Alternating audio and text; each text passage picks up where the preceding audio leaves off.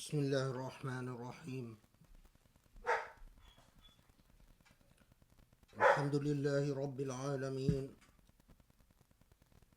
وسبحان الله العلي العظيم.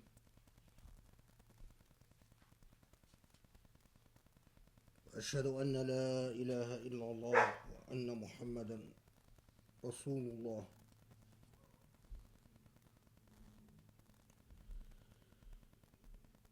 نؤمن به ونستعينه ونستهديه ونستجيره ونستنصره،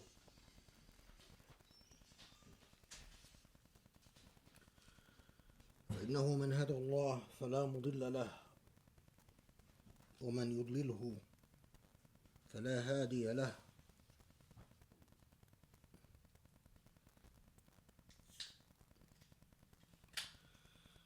لا إله إلا الله نتوكل عليه ونعوذ به،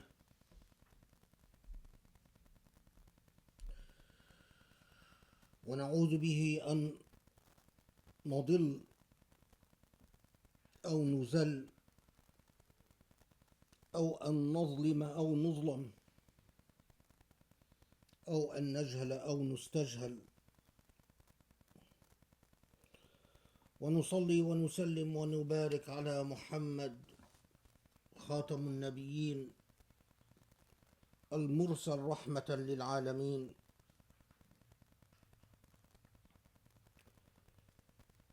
الحمد لله رب العالمين.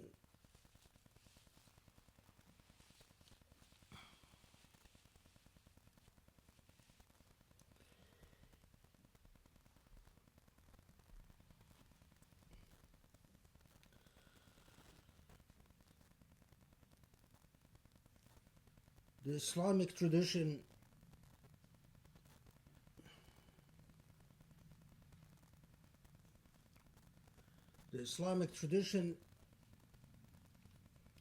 is full of perils of wisdom.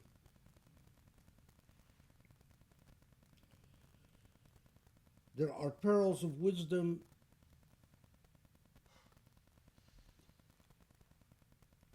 that were born directly out of the bosom of the Quran.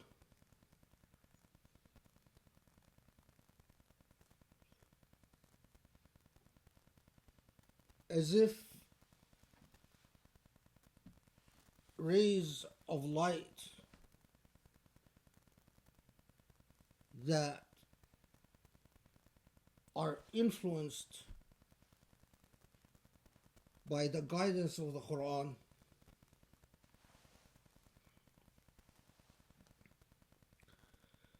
and these perils of wisdom,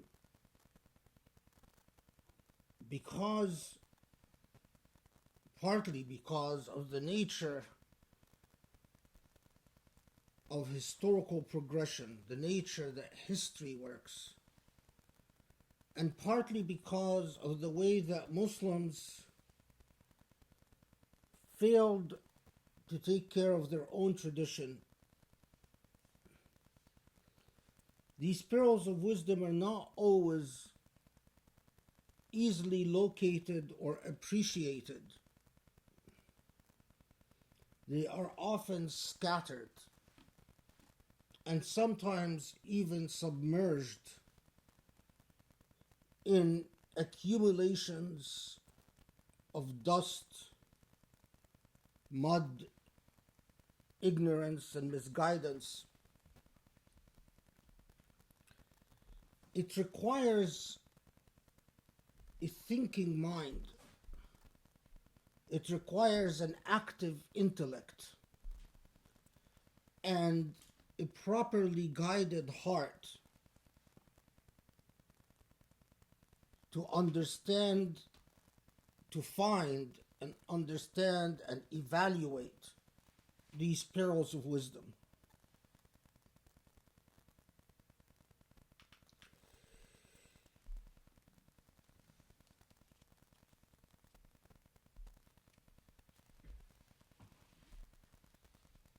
In a well-known collection by Imam al-Tabarani, it is reported that the companion of the Prophet ﷺ, Muaz bin Jabal radiallahu anh, heard the Prophet ﷺ say in part, ألا إن رحى الإسلام دائرة فدوروا مع الكتاب حيث دار ألا إن الكتاب والسلطان سيفترقان فلا تفارقوا الكتاب ألا إنه سيكون عليكم أمراء يقضون لأنفسهم ما لا يقضون لكم إن عصيتموهم قتلوكم وإن أطعتموهم أضلوكم قالوا يا رسول الله كيف نصنع قال موت في طاعة الله خير من حياة في معصية الله. The hadith is reported in different versions as is usual, but the most common version from the companion Muaz, who said that I heard the Prophet ﷺ say, says in essence the following: know that the state of Islam, the affairs of Islam, like the affairs of history and time, it will go up and down. Means there will be various situations where Islam will appear victorious and in a healthy state, and other situations where it will appear that Islam is in trouble. Then the Prophet ﷺ gives us an advice. Stay with Allah's book. Stay with the Quran.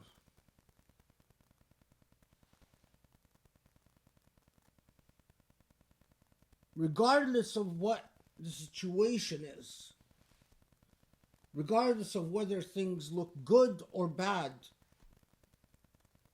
hold fast to the Quran. That is your guidance. That's your compass. That's your safety belt. That's how you make sure that you don't spin off in a misdirection.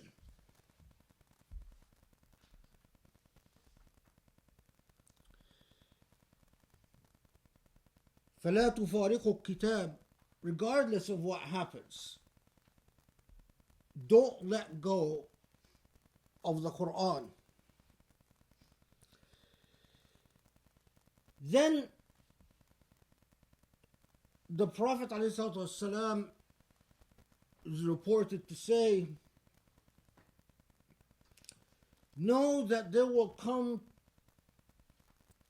to be rulers. Rulers will come.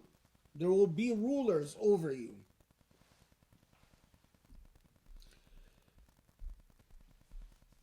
The problem with these rulers is that they will violate the golden rule. They will violate the golden rule. They are not going to rule for you as they would rule for themselves. In other words, they will apply double and triple and quadruple standards.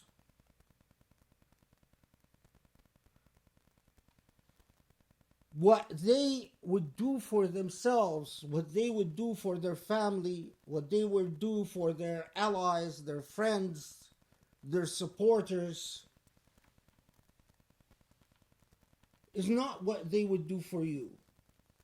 Or to put differently, the type of justice that they think is befitting for the weak and the disempowered is not the type of justice that they would accept for people they care about. And know that with these types of rulers,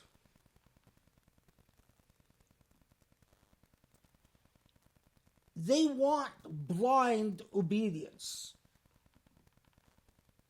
If you disobey them, they could kill you. Of course, kill you is symbolic for everything that is horrible. They could imprison you, they could torture you, they could murder you. But know that if you do obey them, they will lead you astray. So you've got a paradox here and a dichotomy that if you follow these rulers wherever they take you, you will lose everything. And the context of this report is that among the things that you lose is Allah's book, because they'll lead you astray. But if you disobey them, you are in danger. And then the report says that the Prophet ﷺ is asked, well, what do we do then? And the Prophet ﷺ responds by saying, know that a life in God's disobedience is worse than a death in God's obedience. In other words, it is better for you to die obeying God. It is better for you to die obeying God than to live disobeying God.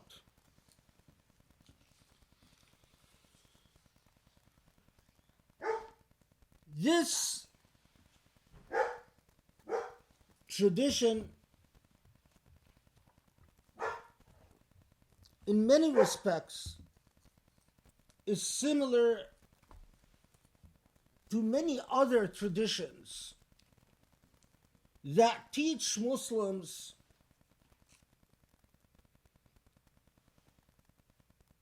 that it is unacceptable to live a life of submissive obedience when confronted with injustice. This tradition, like many other traditions that we've talked about in so many khutbahs, in fact,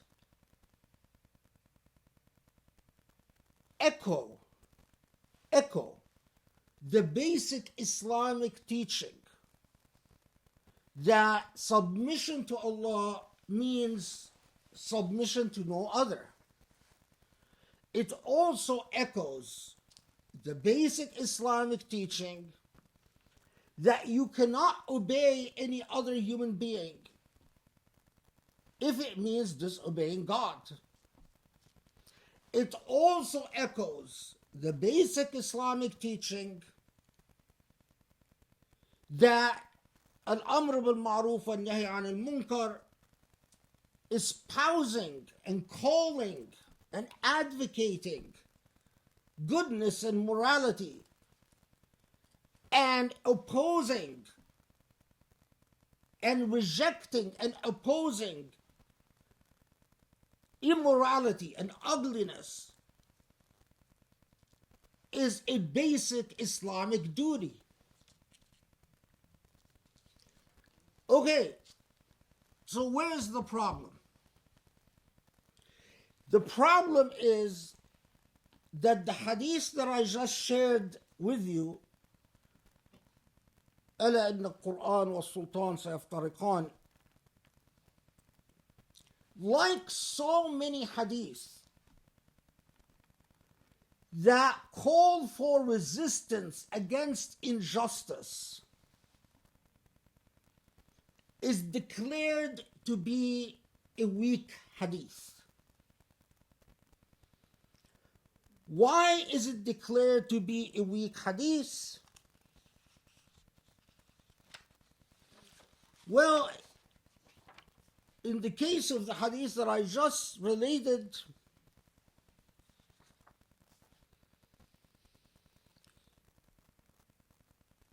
it is said that Yazid bin Murthad, who is a narrator, did not hear from Muaz bin Jabal. And there is a debate or a disagreement about another narrator called Al-Wadin bin Atta. Ibn Habban said that Al-Wadin ibn al-Atta is reliable. Other scholars said he's not reliable. But let's go back to this point that Al-Yazid bin Murthad did not hear from Muaz bin Jabal. I'm not going to take you into, or I'm not going to force the sometimes academic sounding details of hadith narrations, debates.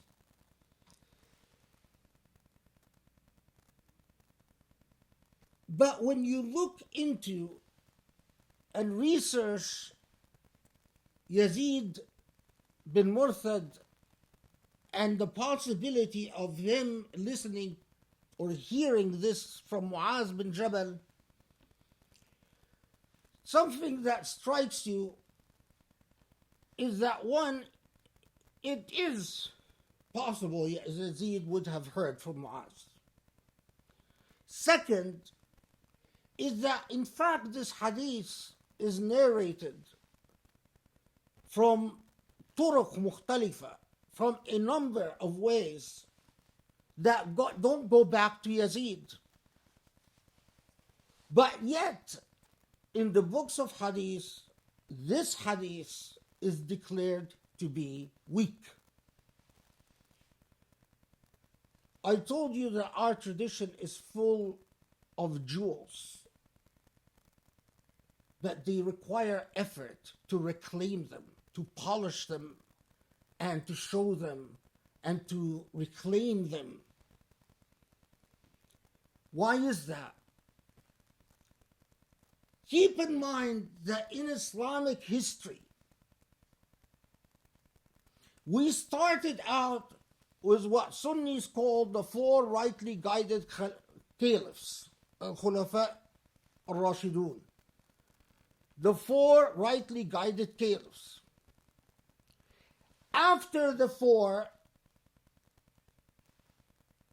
the Khilafah al-Rashida comes to an end, the rightly guided caliphs come to an end, and what do we have? All Sunnis will tell you that there is mulk adud. Mulk adud means royalty, kingdom, power, but ultimately no justice. What comes to power is the logic of power. That those in power are in power regardless of the consent of the governed. Regardless of the consent of the governed. And those in power are in power regardless of whether they achieve justice or not achieve justice. The first four caliphs, Abu Bakr, Umar, Uthman, Ali. Then after the four, usurpation of power and power for the sake of power, and power that doesn't rely on the consent of the governed, and power that doesn't rely on the principles of justice. In Sharia books, they call this حكم المتغلب, the legitimacy of the usurper. And the argument goes as follows.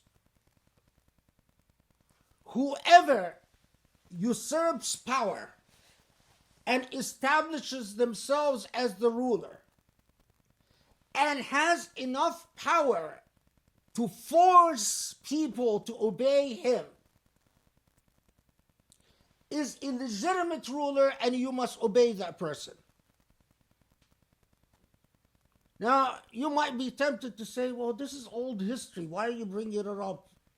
I'm bringing it up because when you talk to Muslims today about is Sisi of Egypt a legitimate ruler, the answer is yes, because of حكم المتغلب, the usurper, the legitimacy of the usurper. You talk to Muslims today, is Haftar in Libya legitimate? And the answer is yes, حكم المتغلب. Same thing for Saudi, same thing for the Emirates, same thing for Muslims all over. What that means is, for Muslims, they should abandon the aspirations of the Khilafah al-Rashida, the rightly guided caliphs, who ruled on the basis of the consent of the governed and who ruled on the basis of justice. So what this mutaghallib argument amounts to is saying consent of the governed and justice is an old dream that died after the first four caliphs, and don't you dare dream of it. That after the first four caliphs, the only option you have as a Muslim is حكم المتغلب, the government of the usurper, who rules without the consent of the governed and who rules without the need to achieve justice. And then you are told that the Prophet ﷺ commanded that you obey the usurper, even if that usurper steals your money and flogs you and imprisons you and beats you.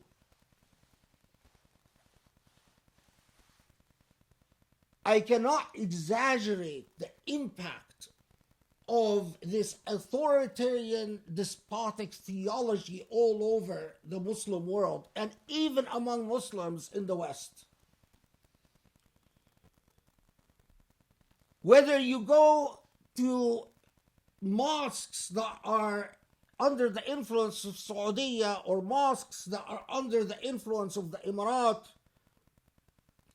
or you go to many Sufi mosques, or you go to Zaytuna school, or you go to so many Islamic schools in the West, the thing they always tell you is, yes, consent of the governed is nice. Yes, justice is nice. But you know, the Prophet commanded that you obey the ruler, regardless of whether that ruler has consent, and regardless of whether that ruler achieves justice, and in fact that you obey the ruler even if that ruler commits injustice, including human rights abuses like torture and murder. And they tell you that this is your Sharia obligation. This is your Sharia duty. And you say, well, why is it my Sharia duty? And they say, because the Khilafah, the rightly guided Khilafah, Al-Khilafah al-Rashida has come to an end after the first 4 caliphs. And after that, it has become Hukm al-Mutaghallib, the legitimacy of the usurper. So then you go back and you say, well, how about all these hadiths that tell you if you see injustice and you don't do anything about it, Allah will curse you, that tell you, like this hadith we just talked about, that there will be rulers that apply injustice and it is better to die resisting them than to obey them. And how about these hadiths? And the answer you typically give, well, these are all weak hadiths. But do you fail to notice that throughout this despotic history, it is the hadith that espouse obedience to unjust rulers that have been declared authentic, and the hadiths that espouse disobedience to unjust rulers that have been declared inauthentic. Can you fail to notice this? What I'm saying quite bluntly is that ilm al-rijal, the science of hadith, was not an objective science. It was a science influenced by political ideologies. And that unjust despots in the past, as they do today, put pressure on scholars so that scholars ended up giving us this horrible legacy, the legacy of oppression, despotism, and injustice. That scholars in the past were human beings, especially the scholars of hadith, al-hadith. Al-hadith acted very much like the jokers of today by avoiding political confrontation. But I go a step further and tell you that you cannot fail to notice that the Islamic tradition is replete with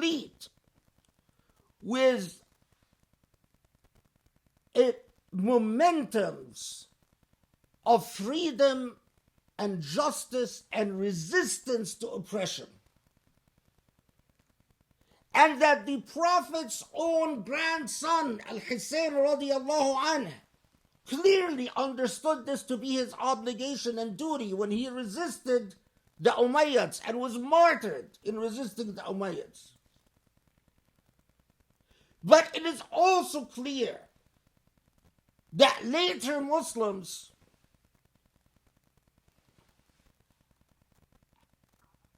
were influenced by the institutions of despotism. And while orientations and trends that preserved the spirit of freedom continued to exist, the institutional scholars, the scholars who were recognized institutionally and honored institutionally, succumbed to the pressures of despotism and declared many of these hadiths that taught the principles of justice and resistance to be weak, and at the same time told us that the hadiths that teach subjugation and submission and dishonor before despots, they declared these hadiths to be authentic. It is time that as Muslims that we grow up. We can't live like children. The rest of the world knows how critical it is that if people are ruled by someone, that they be ruled through the instrumentality of consent. That you can't rule people without their consent. It's ABC for the rest of the world. Consent, not coercion. Once upon a time, when the Quran came and said, La ikraha fi din, there's no coercion even in religion. Muslims were the most forward-thinking and progressive people on the face of the planet.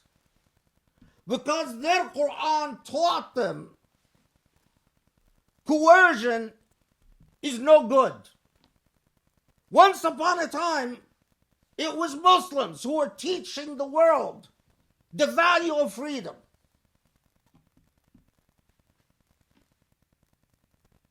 But now, Muslims are among the most reactionary people in the world.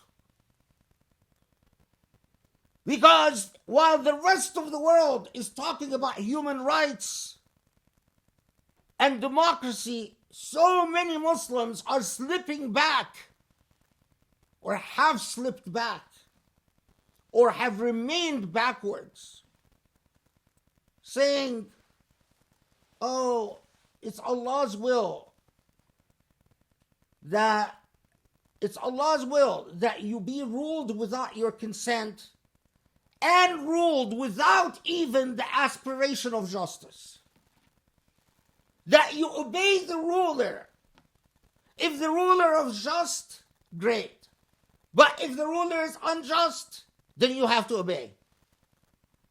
Well, I'm here to tell you, no ruler on the face of earth, maybe other than the companions of the Prophet, ﷺ, no ruler achieves justice without people demanding justice.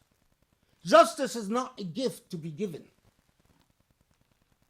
Justice is an entire project by a community, by a people, by an ummah, by a nation. Justice cannot be gifted. Justice must be achieved. And if you don't demand justice, you will never receive justice.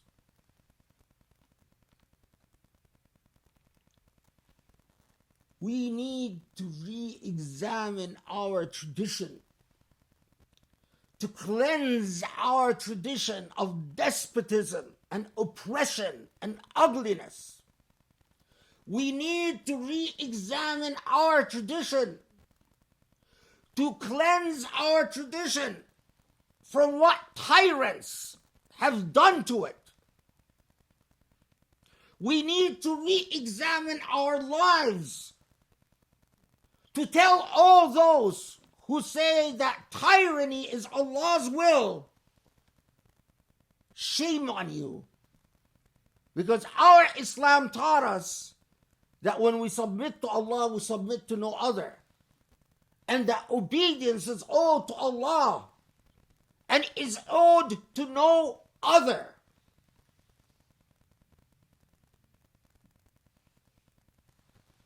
Can you imagine that in the 21st century,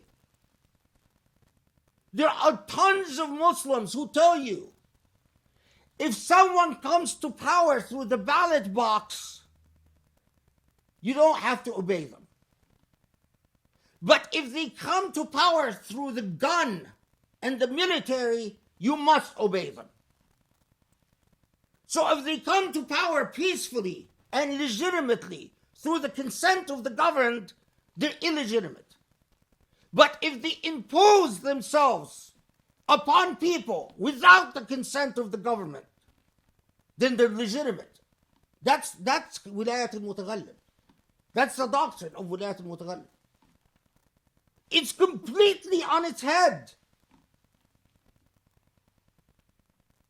Today, Salafis all over the world, and even Sufis all over the world, because of this doctrine,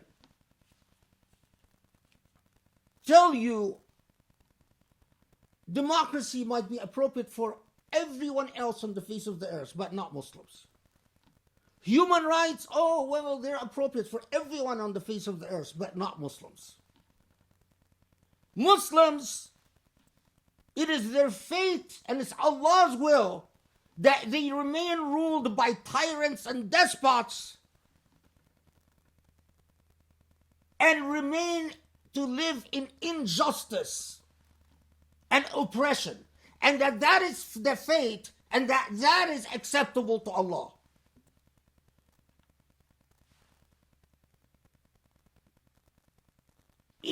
If it wasn't in the reality that we live, it would be too surreal. People would not believe it if it's not wasn't in fact our lived reality.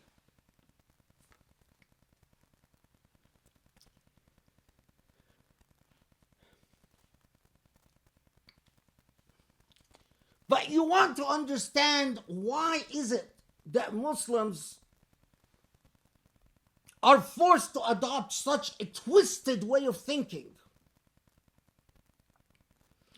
It's because all the people with money and power have an enormous vested interest in making sure that you as a Muslim remain stupid and ignorant. That you as a Muslim continue to believe that it is Allah's will that you live in tyranny and oppression. Take, for example, the very government and the very family that controls our holy sites, that controls Al-Hijaz, Mecca and Medina.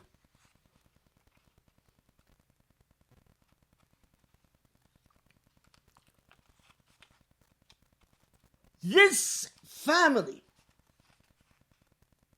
imagine all the unbelievable evil that family has committed.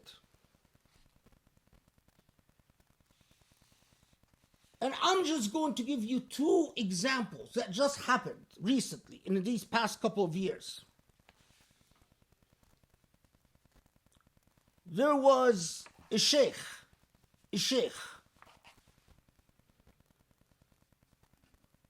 His name is Sulaiman al-Duwaish.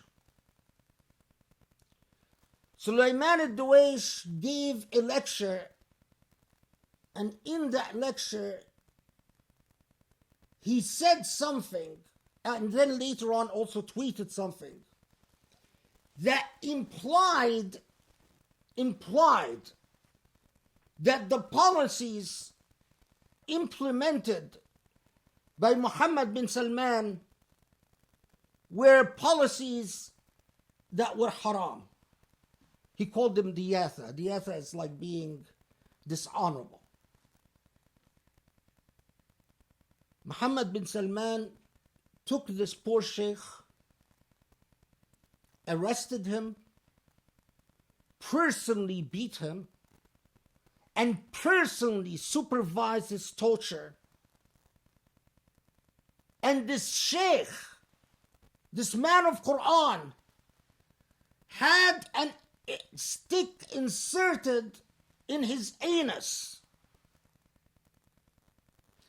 And his torture was so savage, and that stick was inserted in his anus repeatedly until he died under torture. More recently, another sheikh, his name is Abdullah Basfar. Abdullah Basfar is a man that does nothing but teach Quran. He teaches people to memorize the Quran, teaches people how to recite the Quran, teaches the different ways of reciting the Quran. Suddenly, Abdullah Basfar was arrested and disappeared.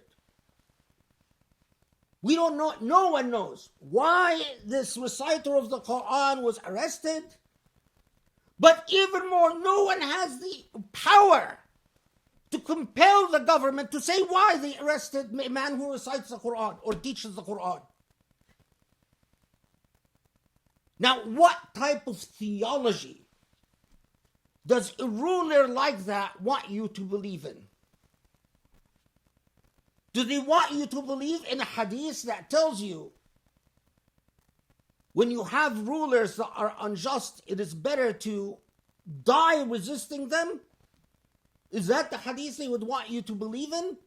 Or a hadith that tells you obey whoever comes to power even if they torture you and take your money? The answer is clear.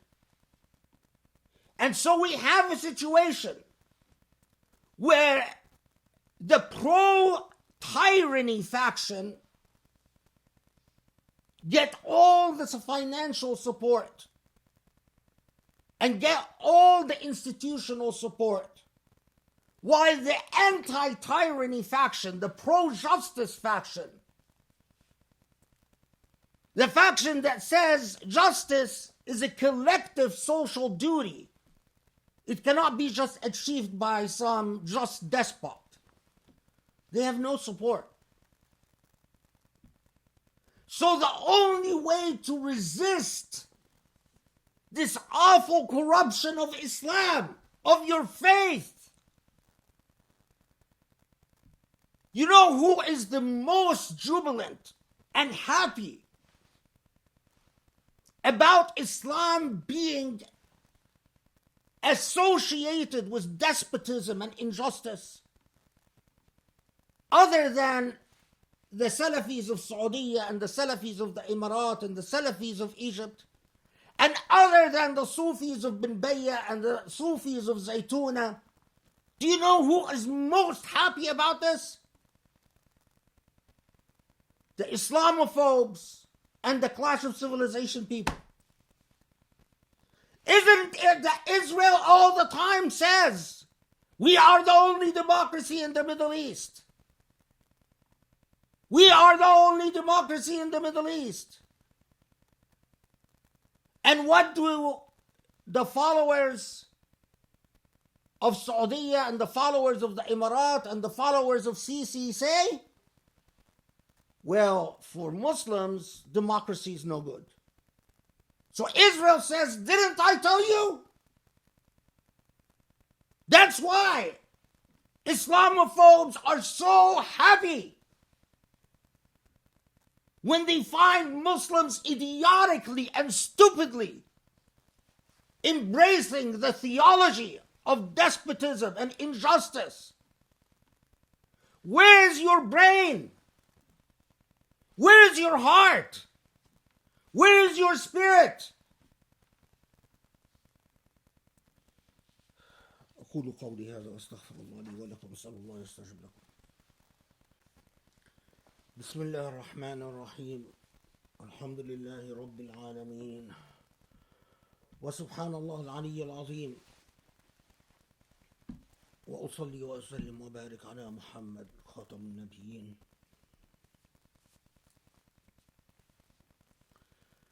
Today, as we speak, there are demonstrations in Egypt.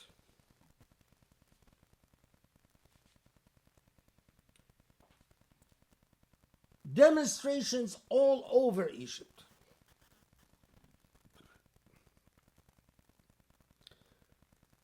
We all know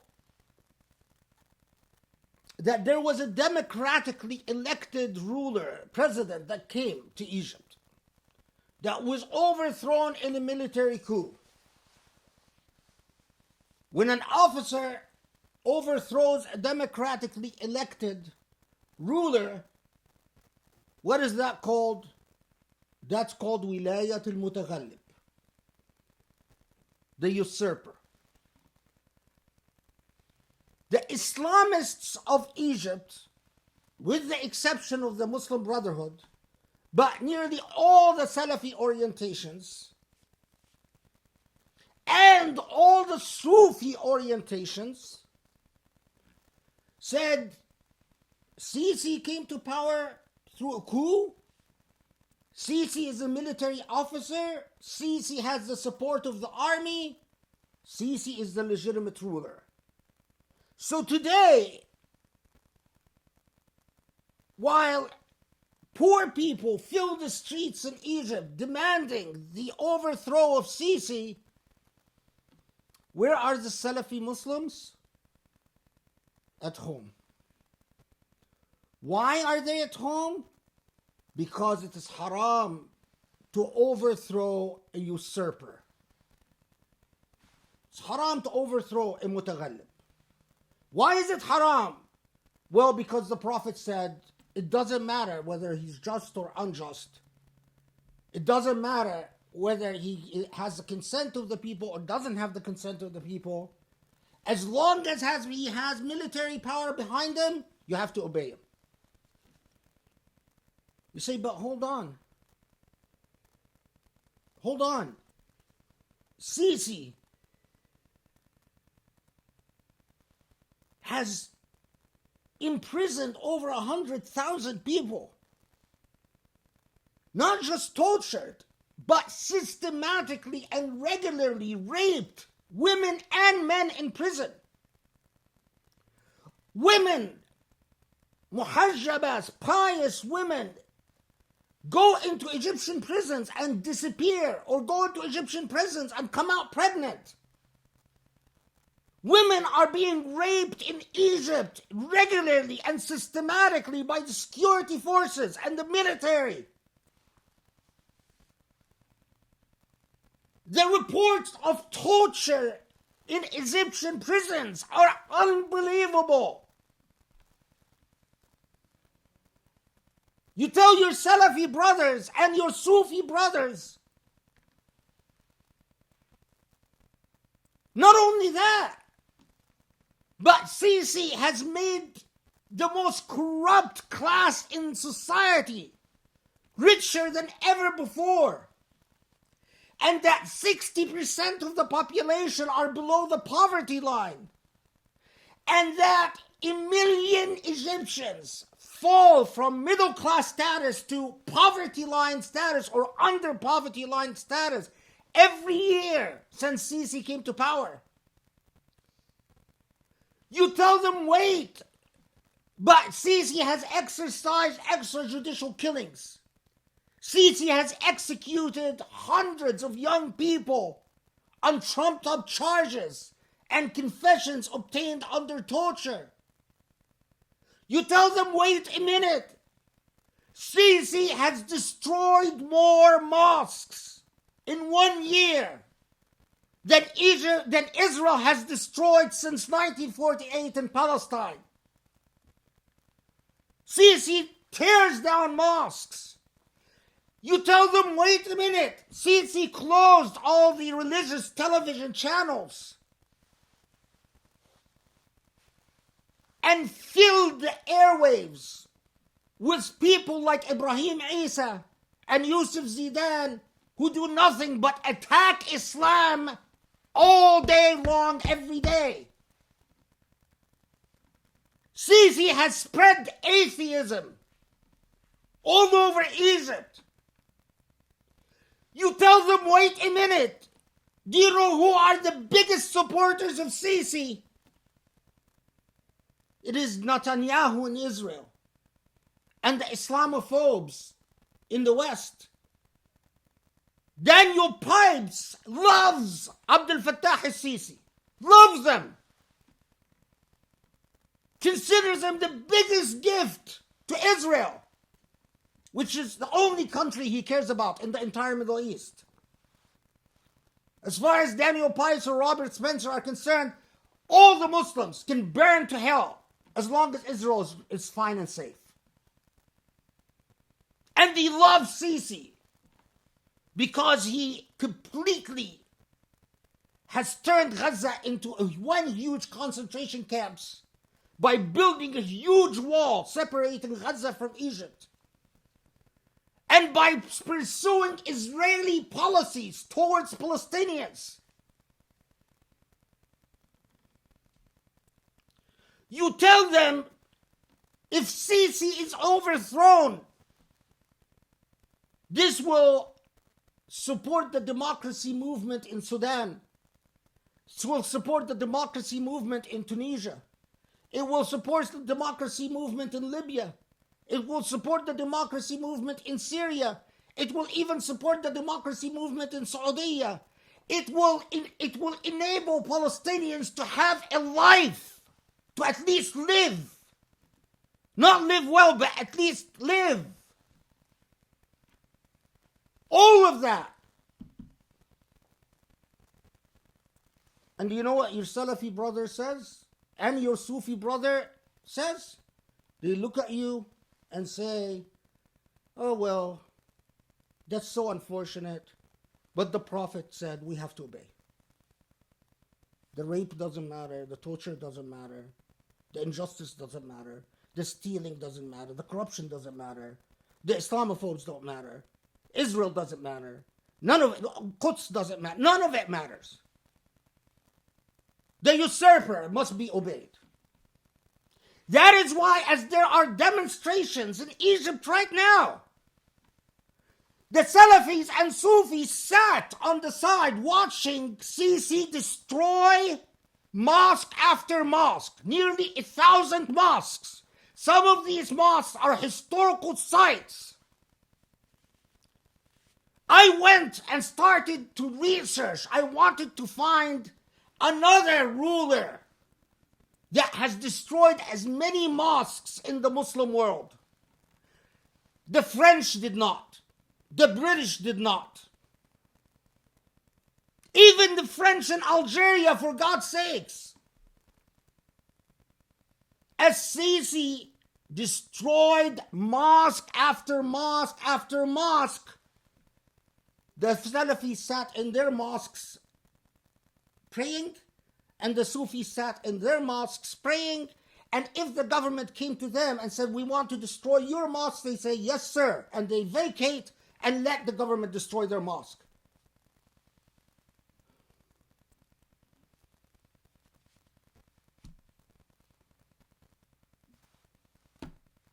Is this an Islam you're willing to accept?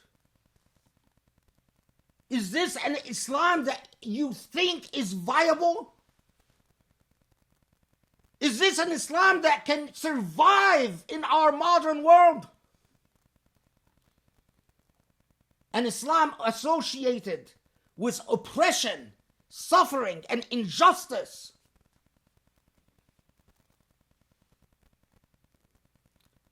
I pray to Allah that the revolution in Egypt succeeds. I pray to Allah that Sisi is overthrown, as I pray to Allah that MBS is overthrown and MBZ is overthrown, and that this nightmare of pro-tyranny Muslims, including those who are the United States,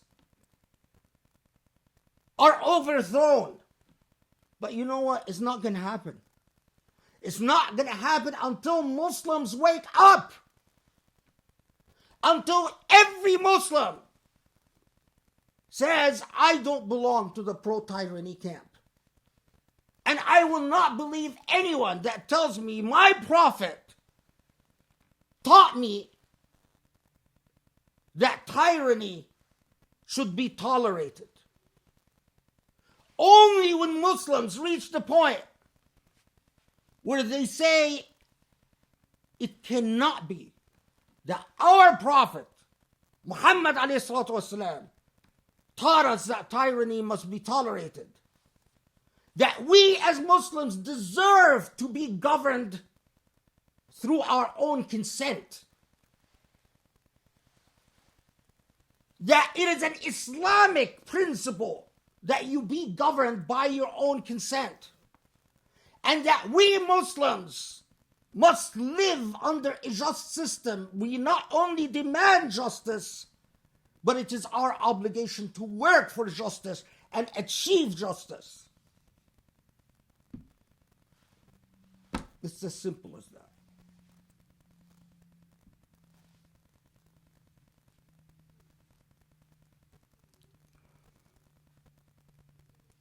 This issue is going to define the future of Islam for the coming century, at least. And it's going to define probably whether you're Muslim, whether your children remain Muslim or leave Islam altogether for the coming century. Because your children, when they grow up, and if it dawns on them that their parents are pro-injustice and pro-tyranny, they lose respect for you. And they look at you like a loser, backwards, ignorant loser. And ultimately, they lose respect for your entire system of belief. And no one wants to follow an ignorant loser. اللهم اعف عنا اللهم اغفر لنا اللهم ارحمنا يا علي يا عظيم اللهم تب علينا يا تواب يا رب العالمين اللهم انصر الإسلام وأعز المسلمين يا رب العالمين واهدنا واصلح حالنا يا علي يا عظيم. Allah, forgive our sins, grant us your light, grant us wisdom. Allah, allow us to be among those who resist injustice and reject tyranny and stand up to demand the light of you, or the light of the divine and the light of God. Ya Ali Ya Azim. وصلي وسلم وبارك على محمد وعلى آله وأصحابه. اتبعوا بإحسان إلى يوم الدين وأقم الصلاة.